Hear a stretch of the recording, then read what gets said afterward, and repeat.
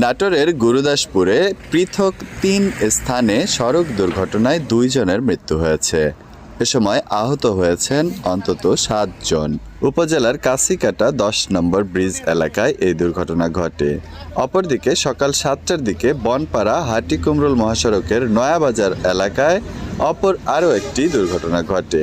Police ও স্থানীয় সূত্রে জানা গেছে, সকালে উপজেলার বনপাড়া হাটিকুমরুল মহাসড়কের নয়াবাজার এলাকায় ২ ট্রাকের মুখোমুখি সংঘর্ষের ঘটনা ঘটে। এ সময় শাহিন আলম নামে একজন নিহত হয়। অপরদিকে ভোর ৪টার দিকে একই উপজেলার কাছিকাটা ১০ নম্বর ব্রিজ এলাকায় বাস চাপায় অজ্ঞাত এক বৃদ্ধার মৃত্যু হয়।